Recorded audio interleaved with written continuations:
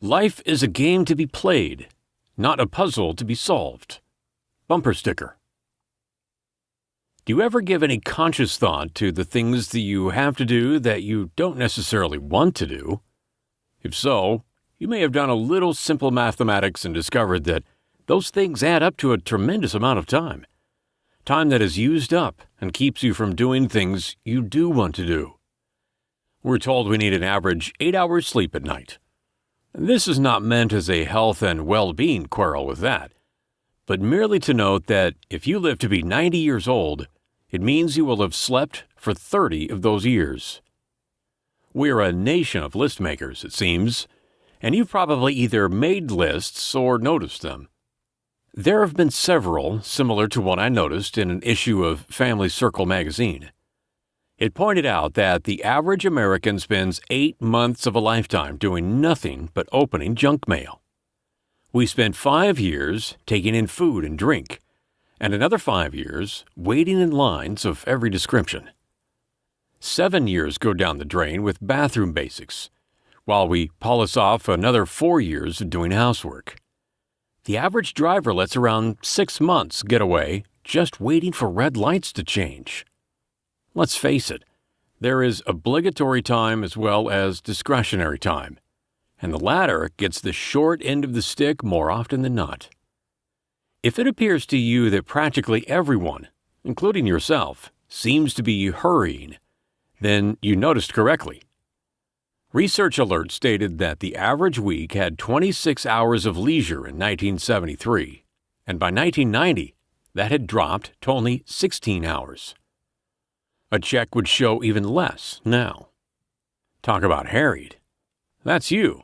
That's me they're talking about, and I don't like it one bit. How about you? Let's see if we can figure out what happened. The Bureau of Labor Statistics collects figures on an annual basis. They showed that there was an increase in the average work week in 1965 as compared to 10 to 20 years before that.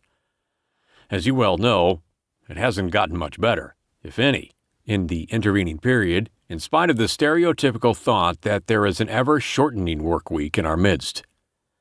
Maybe you were one of those who went on a 4-day work week. Did those other 3 days increase your discretionary time? Probably not. You did a little moonlighting, didn't you? Oops, there goes some of that personal quality time. Or maybe you're self-employed. Surveys have disclosed that self-employed workers report about 10 added hours of work per week more than other employed people. Got to keep body and soul together, huh? I don't mean to put the onus on the workplace for chewing up so much of those 168 hours that are all you have available each week, but reality is reality. By the time you add in a main job, perhaps a second job, home chores like laundry, marketing, that awful rush hour commuting, and that mentioned sleeping time, those 168 hours have dwindled down to less than a precious few. Come on now, level with me. How much time do you really have left over for leisure travel, religious activities, reading, non-work conversation, even radio and television? That commuting part alone ate up 5 hours a week for the average employed man and around 3.5 hours for the average employed woman.